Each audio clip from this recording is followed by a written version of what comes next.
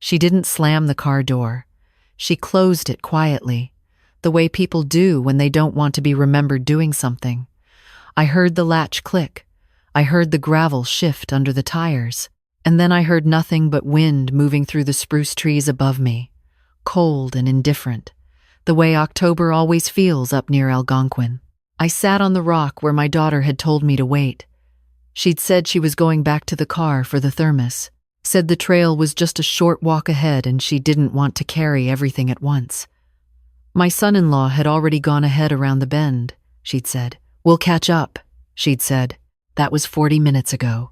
I'm 67 years old.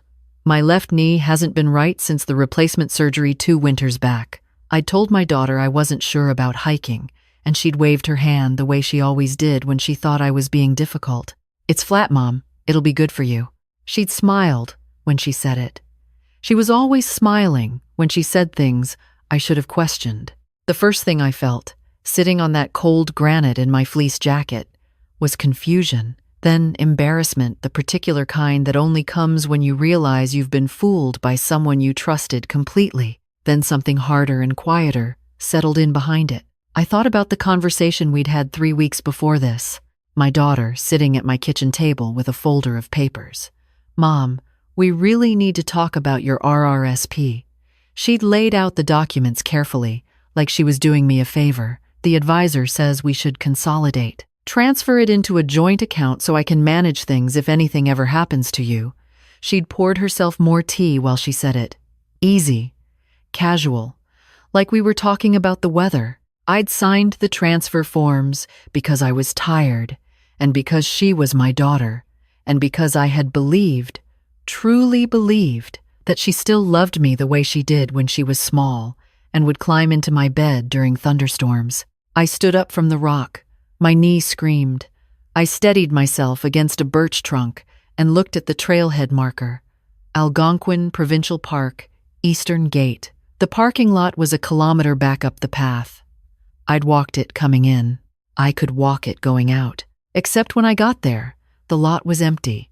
Her car was gone, and my purse, which I'd left on the back seat because she'd said it would be easier, was gone with it.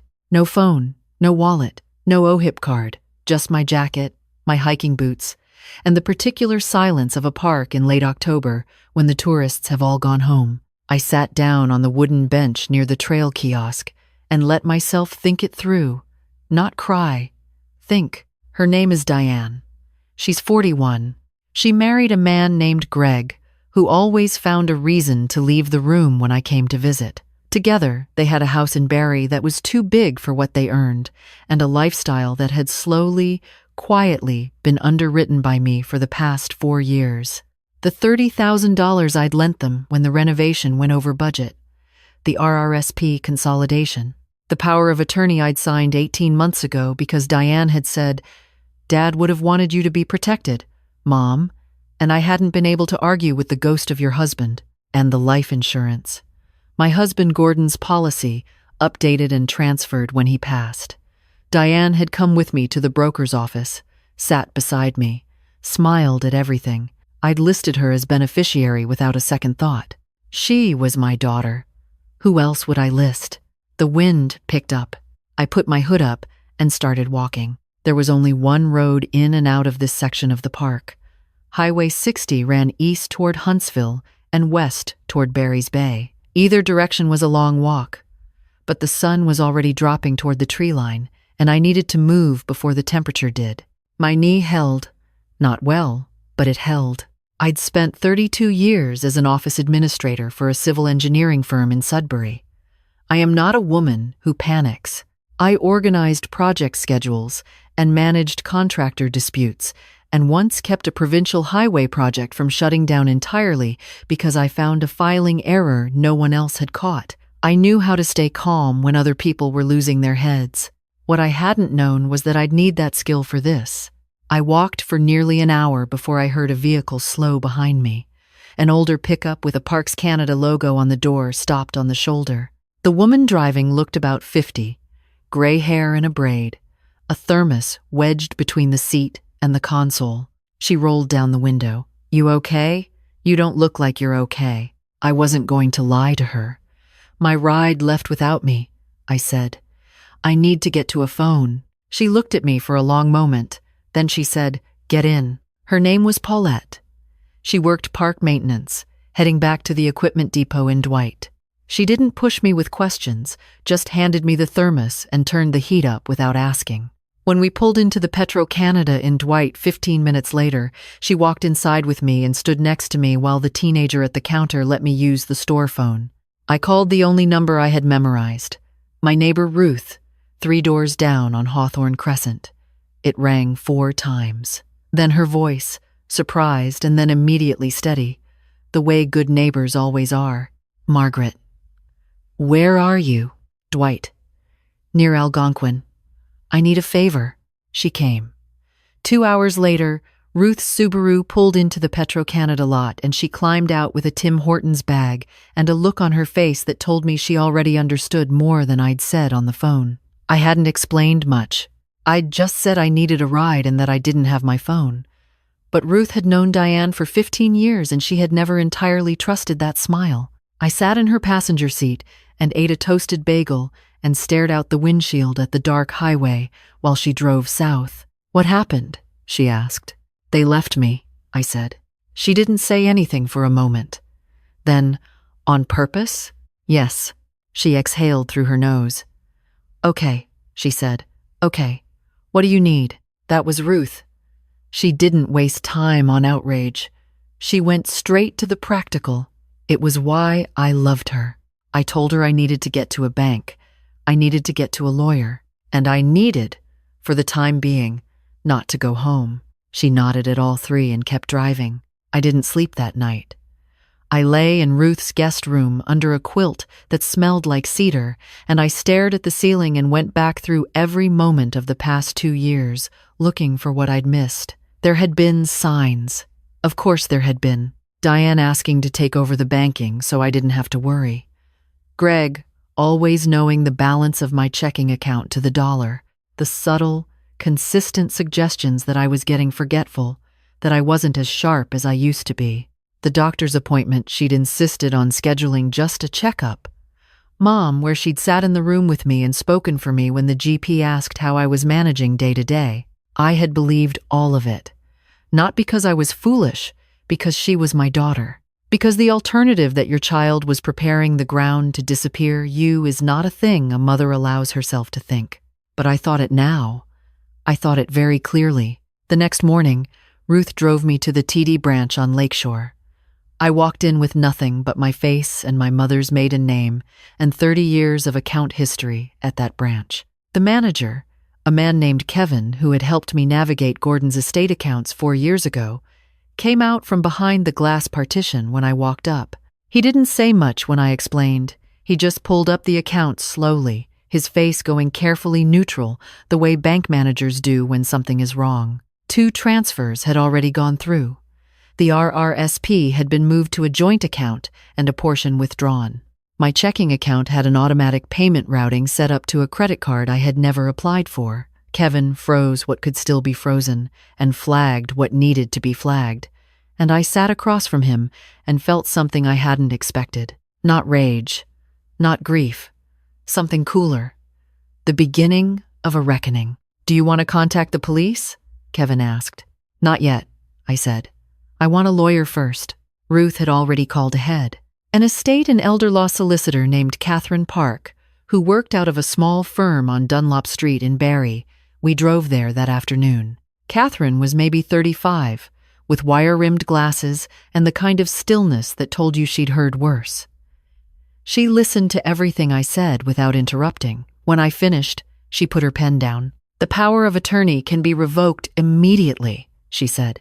"You're competent, you're present, and you're the grantor. That's all we need. The financial fraud will take longer to untangle, but the bank flagging is a strong start." "What about the house?" I asked. She looked at her notes.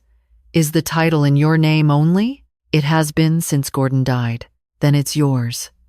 They cannot transfer it without your signature. Has anyone approached you about signing anything related to the property?" I thought back. 6 months ago, Diane with a folder, something about updating the title to simplify probate. I'd said I'd think about it. she'd pushed. I'd said I wanted to speak with a lawyer first. She'd gone very quiet in that particular way of hers, that cold, patient quiet that I had always mistaken for respect. She tried, I said. I didn't sign. Catherine nodded once. Then we're in a good position. That evening I sat in Ruth's kitchen while she made soup, and I wrote things down in a notebook she'd given me. Not a list of grievances.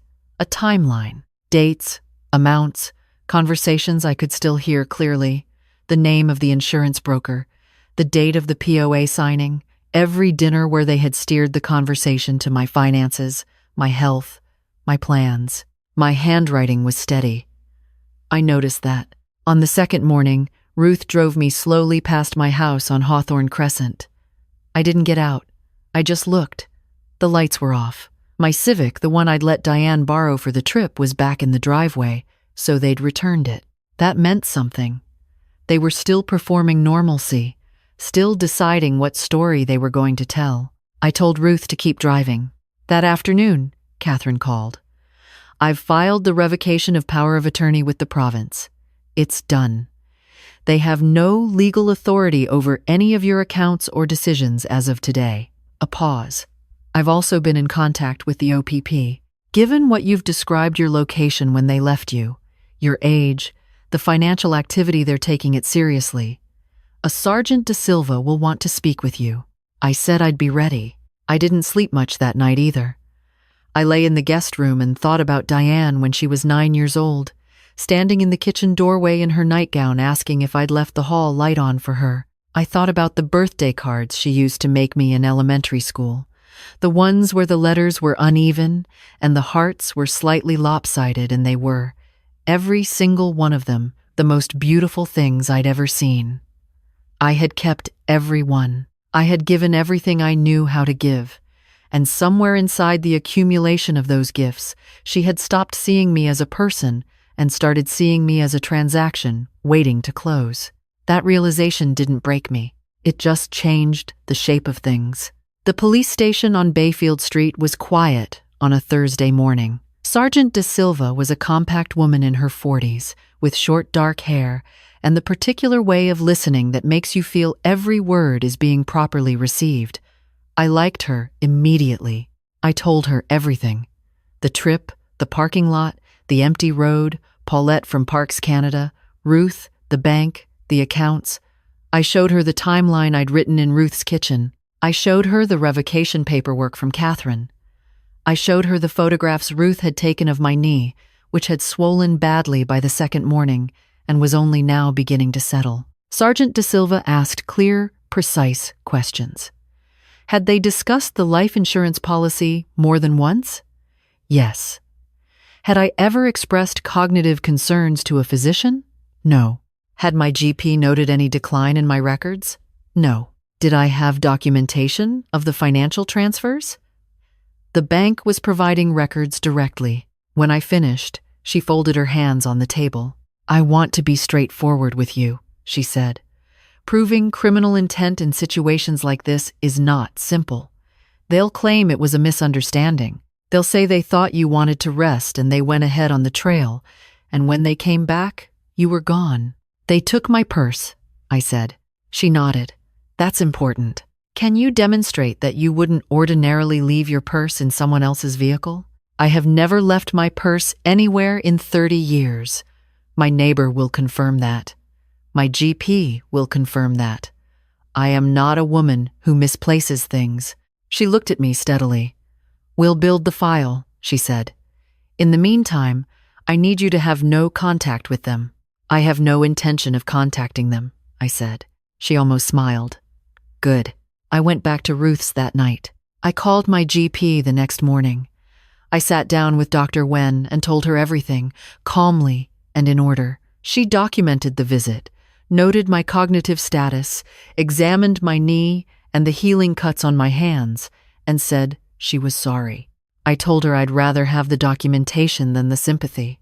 She understood completely. By the end of the first week, the framework was built, the POA revoked, the accounts secured. A formal letter from Catherine advising Diane and Greg that I was legally present and competent, and that they were to make no further representations on my behalf.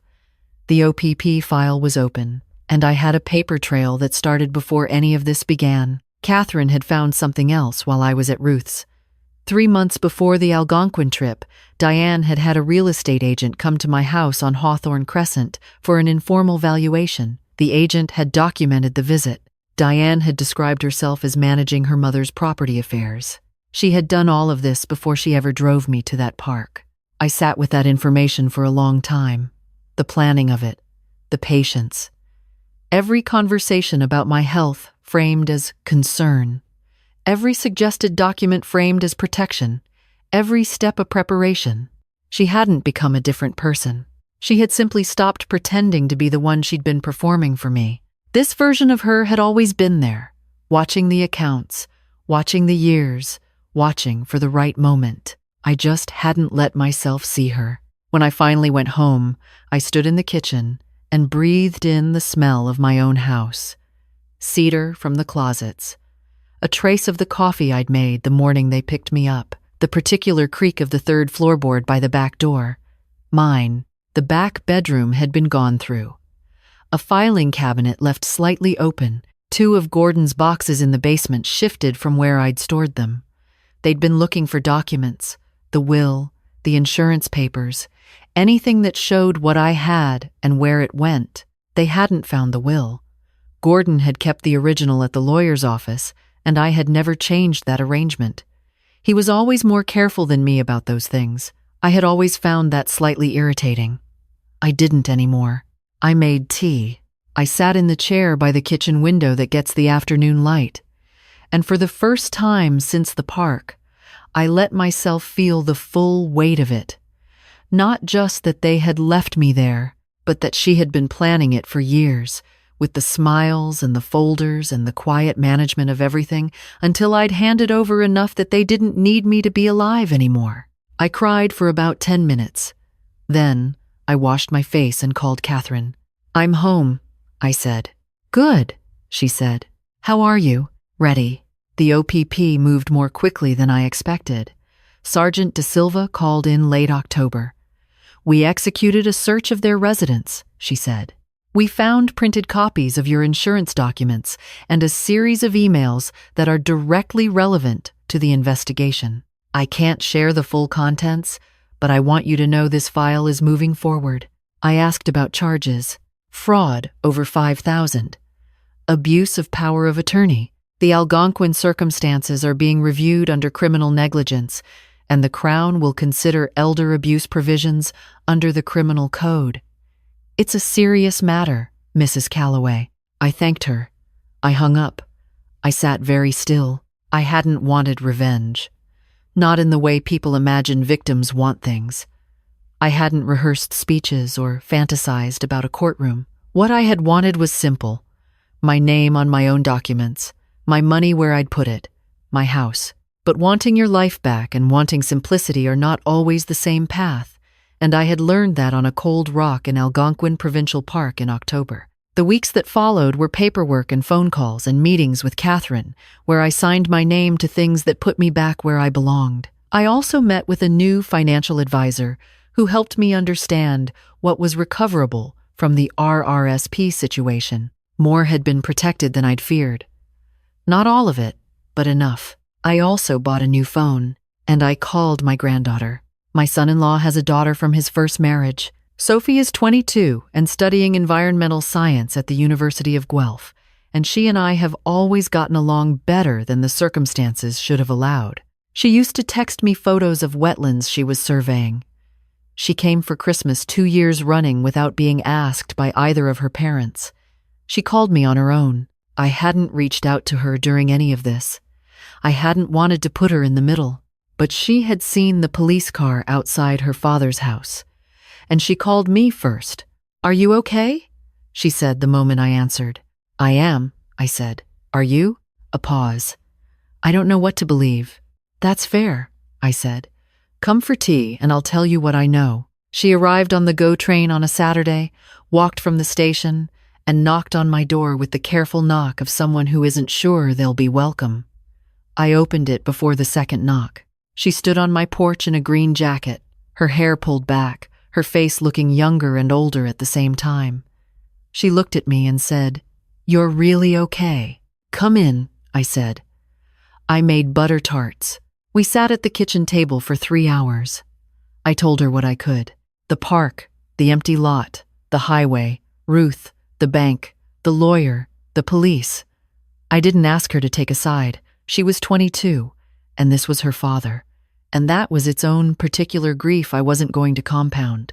She was quiet for a long time after I finished. Then she said, "I knew something was wrong when they said you'd wandered off the trail. My dad has never voluntarily set foot in a provincial park. Not once." I almost smiled. "I'm not asking you to choose anyone," I said. "I know," she said. "I already chose." She reached across the table and put her hand over mine. "I'm glad you got out of there." I looked at her hand on mine, young, steady, certain. I had expected to feel only relief in that moment. But I felt something else too. Something that had been draining out of me slowly for years and had not, it turned out, fully gone. She asked if she could stay for dinner. I said yes. She stayed the whole weekend. Diane called once in November. No voicemail. 3 days later, a text. "Mom, please let me explain." I deleted it without reading past the first 4 words. Catherine had advised no contact anyway, and I didn't need to hear it. Not because I was afraid of what she'd say, but because there was nothing she could say that would reorganize the facts. The emails the OPP found had been explicit. She and Greg had discussed the insurance policy. They had discussed the estate. She had used the phrase, "Once Mom is gone," in a context that was not hypothetical. That was not confusion. That was a plan. There was a moment in December when I stood at the window, looking at the maple in the front yard, bare then, just branches against a gray sky, and I waited to feel grief for it. The relationship, the version of my daughter I had believed in for 4 decades. I waited the way you wait for weather. But it didn't come, not exactly. What came instead was something quieter, a clarity that isn't the same as peace, but serves some of the same purposes. I had loved her as completely as I knew how to love anyone. I had given her everything I could give, and some things I couldn't afford to. And somewhere inside the accumulation of those gifts, she had decided I was a resource rather than a person. That realization didn't destroy me. It just changed the shape of things. Sophie came for Christmas. She brought a plant and helped me string the lights on the spruce in the backyard.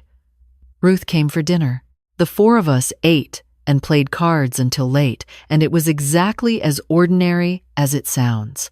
And I was grateful for every moment of ordinary, because ordinary had been taken from me, and I had taken it back. In January, I drove myself to Algonquin, not to prove anything, not to perform some kind of triumph. I just needed to see it without urgency, without cold spreading up from the rock, without the sound of tires pulling away. I parked in the empty winter lot and walked to the trailhead and stood there in the sharp quiet looking at the tree line. It was very beautiful. Spruce and birch and pale January sky and the sound of nothing in particular. I had walked out of this place with nothing, and I had built everything back, one phone call at a time, one signature at a time. And I was standing here now with my own keys in my pocket and my name on my own deed, and the cold air in my lungs felt exactly like what it was. Proof. I drove home. I made tea. I sat in the chair by the kitchen window in the good afternoon light. Sophie had sent a photo of a snowy owl she'd spotted on a research trail near Guelph. I texted back that it was beautiful. It was. That evening, I wrote the last page of the notebook. Not a summary, not a conclusion. Just this: the house is still mine. What money could be recovered has been recovered. The people who planned this will answer for what they planned.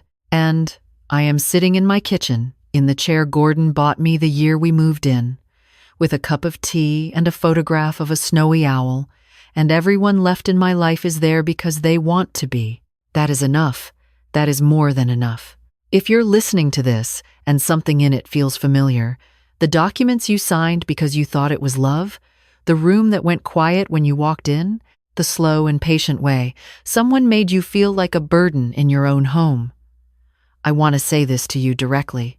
You are not done unless you say so. Find the one person who will come without asking too many questions. Call them, get to a bank, get to a lawyer. Get your name back on everything it belongs on. You don't need to do it all at once. You just need to start. The light through my kitchen window right now is the color of January in Ontario, pale and thin and honest. I'm 67 years old. I have a knee that gives me trouble, and a maple in my yard that has been there longer than my daughter has been alive. I have Ruth 3 doors down, and Sophie's number in my phone, and a solicitor I trust, and a file with the OPP that is moving forward. I have everything I need. Share this if it meant something to you. Someone out there is still sitting on that rock, waiting for the car to come back. Tell them to start walking.